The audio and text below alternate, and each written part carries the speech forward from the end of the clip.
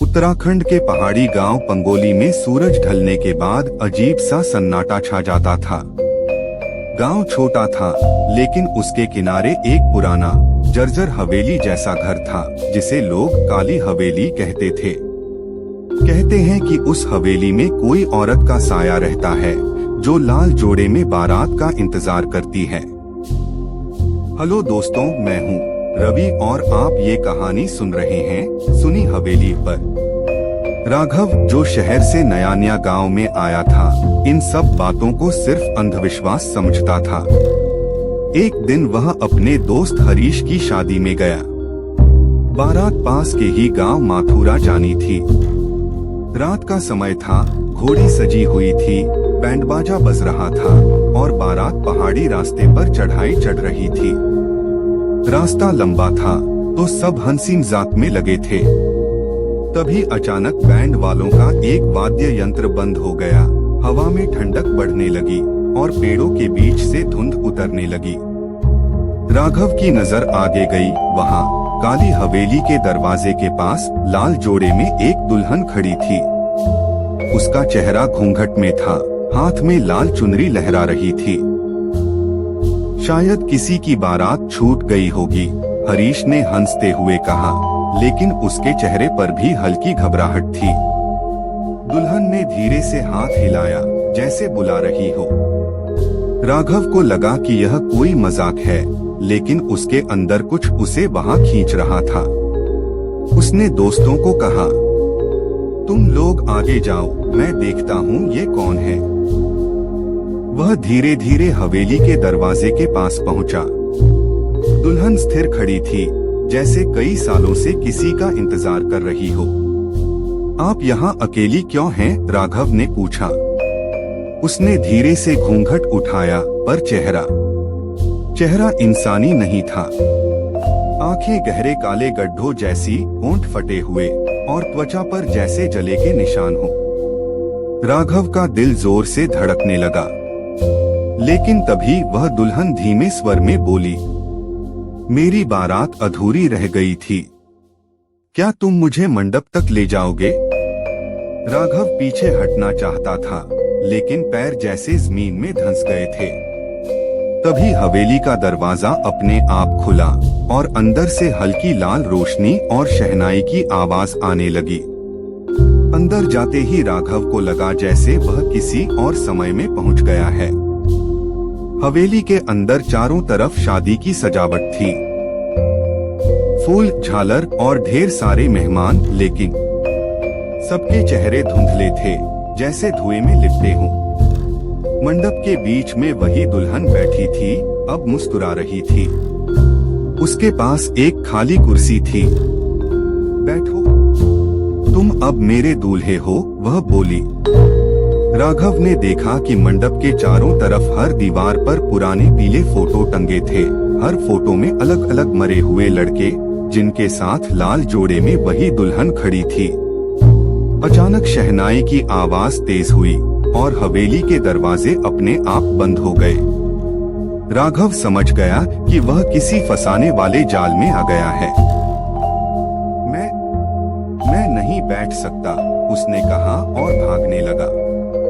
लेकिन जैसे ही उसने दरवाजा खोला, वह वापस उसी मंडप के पास खड़ा था, जैसे हवेली उसे बाहर जाने ही नहीं दे रही थी। दुल्हन ने धीरे धीरे अपनी कहानी सुनानी शुरू की। सालों पहले मेरी शादी इसी हवेली में हो रही थी, लेकिन दूल्हा लालच में किसी और लड़की से भाग गया। अपमान सह न सकी तो मैंने इसी मंडप में अपनी जान दे दी।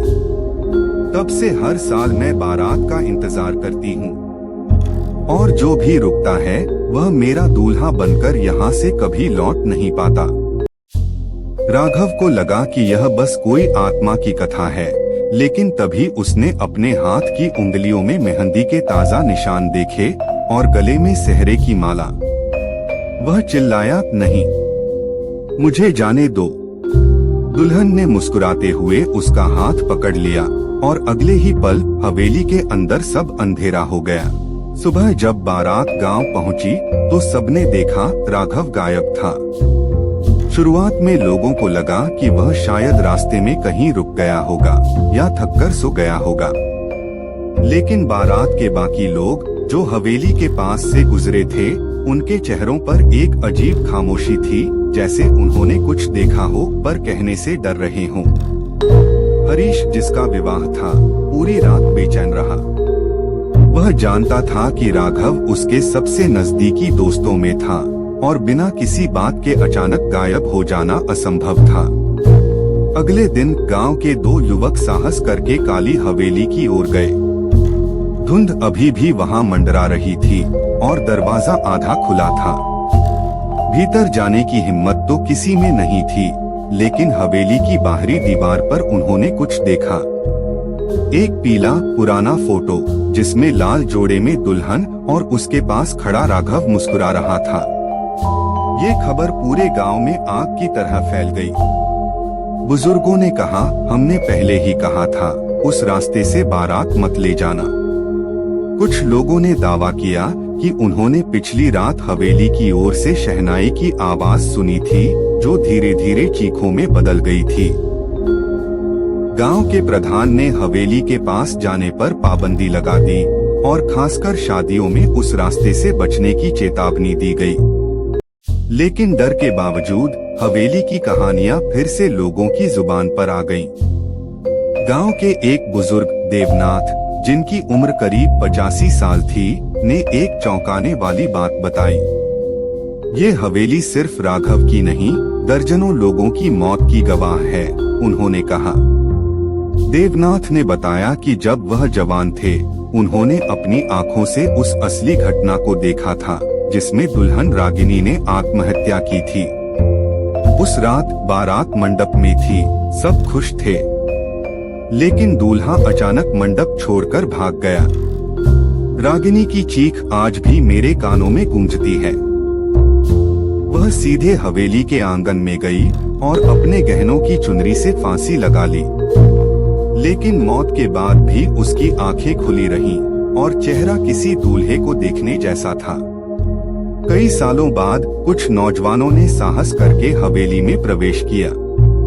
उन्होंने अंदर टूटे फूटे मंडप को देखा, लेकिन साथ ही एक कमरे में पुराने फोटो, हर फोटो में वही दुल्हन और अलग अलग लड़के। कुछ फोटो इतने पुराने थे कि उन पर फफूंद जम चुकी थी, लेकिन चेहरों की मुस्कान अब भी साफ थी। एक कोने में धूल में दबा एक पुराना सेहरा भी मिला, जिस पर सूखा खून लगा था। कहानी यहीं खत्म नहीं हुई। करीब 6 महीने बाद पास के गांव में एक और शादी थी। गांव वालों ने प्रधान की चेतावनी को नजरअंदाज किया और कहा, इतने सालों में सिर्फ 1-2 लोग ही तो गायब हुए हैं, बाकी तो बच गए। बारात रात को निकली और काली हवेली के पास से गुजरते समय अचानक घोड़ी रुक गई। बैंड की आवाज धीमी हो गई और धुंध ने रास्ता ढक लिया। एक युवक ने देखा, हवेली के दरवाजे पर लाल जोड़े में दुल्हन खड़ी है, हाथ में लाल चुनरी। बारात के 2 लोग जिज्ञासा में हवेली के अंदर चले गए। गांव वालों ने बाद में बताया कि हवेली से चीखें आईं, फिर सब शांत हो गया। जब बाकी लोग अंदर गए तो हवेली खाली थी, बस दीवार पर 2 नए फोटो टंगे थे, जिनमें दुल्हन के साथ वे दोनों युवक खड़े थे। उस रात से हवेली की शहनाई की आवाज और तेज होने लगी। गांव के लोग कहते हैं, जितने ज्यादा दूल्हे हवेली में फंसते हैं, उसकी ताकत उतनी बढ़ती है। हरीश को राघव की मौत का गहरा सदमा था। एक दिन वह अकेले हवेली के पास गया और जोर से पुकारा, राघव, अगर तुम सुन सकते हो तो जवाब दो। कुछ देर बाद हवेली के अंदर से धीमी आवाज आई, हरीश, मैं यहाँ हूँ, लेकिन अब लौट नहीं सकता।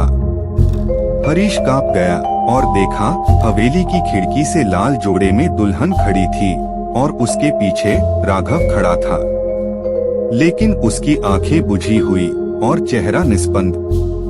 देवनाथ ने गांव वालों को चेतावनी दी, हवेली तब तक सक्रिय रहेगी जब तक कोई उसकी शादी पूरी नहीं करता। लेकिन जो भी करेगा उसकी मौत तय है। गांव के कुछ पंडितों ने कोशिश की कि हवेली का श्राप तोड़ दें, लेकिन रात होते ही सबने देखा हवेली के दरवाजे पर लाल रोशनी फैली और शहनाई की आवाज फिर गूंज उठी। रात के लगभग 12 बजे थे।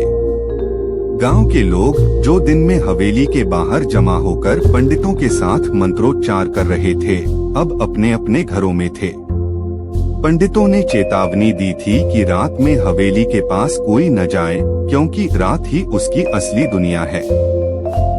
लेकिन जैसे ही आधी रात हुई, हवेली के पुराने टूटे फूटे दरवाजे पर लाल रोशनी चमक उठी। वह रोशनी किसी दीपक की नहीं थी, उसमें एक अजीब सी धड़कन थी, जैसे वह जिंदा हो। साथ ही शहनाई की एक धीमी सी धुन शुरू हुई, जो हर बीतते सेकंड के साथ तेज होती जा रही थी। गांव के बुजुर्ग रामनाथ ने खिड़की से झांका, उनका चेहरा पीला पड़ गया। ये वही रात है जब वो फिर से अपने दूल्हे की तलाश में निकलती है, उन्होंने बड़बड़ाया।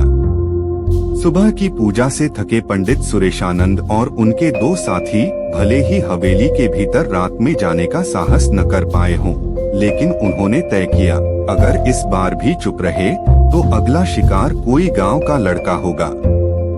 हम अब और नहीं डरेंगे, सुरेशानंद ने कहा, हाथ में पीतल का त्रिशूल और गंगाजल की बोतल पकड़े। तीनों पंडित कुछ युवकों के साथ लालटेन जलाकर हवेली के बाहर पहुंचे। दरवाजा इस बार खुला था और अंदर से वही शहनाई बज रही थी। लेकिन अजीब बात ये थी, हवेली के अंदर से हल्की हल्की हंसी भी आ रही थी, और वो हंसी औरत की थी। जैसे ही वे अंदर गए, पंडितों ने देखा हवेली की दीवारों पर अब न सिर्फ पुराने फोटो थे, बल्कि हर फोटो में किसी न किसी के गले में वरमाला थी, और उनके बगल में वही लाल जोड़े वाली दुल्हन खड़ी थी। एक कोने में धूल से ढकी एक मेज पर मोटी चर्मपत्र जैसी पुरानी डायरी रखी थी। पंडित सुरेशानंद ने सावधानी से डायरी खोली। पहले पन्ने पर लिखा था, 11 मार्च 1923 आज मेरी शादी थी, लेकिन वो नहीं आया। मैंने लाल जोड़ा पहना था, मैं मंडप में इंतजार करती रही, और फिर मैंने। उसके आगे के शब्द धुंधले और खून के धब्बों से ढके थे। जैसे जैसे पन्ने पलटे गए, एक कहानी सामने आई। उस दुल्हन का नाम कुसुम लता था। 100 साल पहले उसकी शादी एक जमींदार के बेटे से होने वाली थी, लेकिन दूल्हे ने किसी और से प्रेम किया और शादी वाले दिन भाग गया। अपमान, क्रोध और दर्द से पागल होकर कुसुम लता ने उसी मंडप में अपनी जान दे दी। मरने से पहले उसने कसम खाई, जिसने भी मेरे लाल जोड़े को देखा वो मेरा दूल्हा बनेगा, चाहे उसकी शादी हो या न हो, चाहे वो चाहे या न चाहे। पंडितों ने डायरी बंद की और मंत्र पढ़ना शुरू किया। लेकिन अचानक हवेली के झूमर अपने आप हिलने लगे, दीवारों से पुरानी मिट्टी झड़ने लगी और लाल जोड़े में कुसुम लता उनके सामने प्रकट हो गई। उसकी आंखें अंगारे जैसी थीं और उसके होठों पर एक भयावह मुस्कान। तुम लोग मेरा श्राप नहीं तोड़ सकते। हर 100 साल में मेरा मंडप सजता है और मेरा दूल्हा आता है, उसने ठंडी आवाज में कहा। पंडितों ने गंगाजल फेंका, लेकिन जैसे ही पानी उसके शरीर पर पड़ा, वो धुएं में बदलकर गायब हो गई। और अगले ही पल पंडितों के पीछे खड़ी थी। उस रात गांव का एक 22 वर्षीय युवक मोहन, जो पंडितों के साथ आया था, अचानक लापता हो गया। सुबह जब लोग हवेली में गए तो एक नया फोटो दीवार पर टंगा था, लाल जोड़े में कुसुम लता और उसके पास खड़ा मोहन। अब गांव में चर्चा फैल गई कि हवेली को जलाना ही एकमात्र उपाय है। लेकिन बुजुर्गों ने चेतावनी दी, जो चीज श्राप से बनी हो उसे आग भी नहीं खा सकती। कुछ लोगों ने कहा कि हवेली के नीचे एक गुप्त तहखाना है, जहां कुसुम लता का असली शरीर और उसकी अधूरी शादी का मंडप अब भी मौजूद है। चार साहसी युवक और पंडित सुरेशानंद ने तय किया कि वे तहखाना ढूंढेंगे। दीवार के पीछे एक पुराना लोहे का दरवाजा मिला, जिस पर ताले जंग खा चुके थे। दरवाजा खोलते ही नीचे सीढ़ियां जाती थीं, और वहां गहरी अंधेरी थी। नीचे पहुंचने पर उन्होंने देखा, बीच में एक मंडप था, जिसमें लाल जोड़ा और वरमाला अब भी पड़ी थी, और उसके चारों तरफ सैकड़ों बुझी हुई मोमबत्तियां। जैसे ही उन्होंने जोड़े को जलाने की कोशिश की, हवेली कांपने लगी। कुसुम लता चीखते हुए उनके सामने प्रकट हुई। उसकी चीख इतनी तेज थी कि सबके कान से खून निकलने लगा। एक एक करके मोमबत्तियां अपने आप जल उठीं और पूरा तहखाना लाल रोशनी में नहा गया। पंडित ने आखिरी मंत्र पढ़ते हुए जोड़े में आग लगाई। कुसुम लता दर्द से चिल्लाई, उसकी देह राख में बदलने लगी। लेकिन मरने से पहले उसने कहा, मैं फिर लौटूंगी। जब भी कोई लाल जोड़ा पहनेगा, मैं उसे अपना दूल्हा बना लूंगी। जोड़ा जलते ही तहखाना खुद ब खुद ढह गया। लोगों ने सोचा कि अब श्राप खत्म हो गया है। लेकिन एक हफ्ते बाद गांव की एक शादी में जब दुल्हन ने लाल जोड़ा पहना, तो पंडाल के कोने में एक धुंधली सी परछाई दिखाई दी और शहनाई अपने आप बजने लगी। लोग सन्न रह गए। किसी ने हिम्मत कर उस दिशा में देखा तो पाया कि परछाई धीरे धीरे दुल्हन की ओर बढ़ रही थी। शहनाई की धुन अचानक धीमी होकर डरावनी फुसफुसाहट में बदल गई। मेरा जोड़ा लौटा दो। और अगले ही पल लाल जोड़े में सजी दुल्हन के चेहरे पर किसी और का चेहरा उभर आया, पीला, सूजा हुआ और आंखें अंगारों सी जलती हुई। फिर गायब हो गई।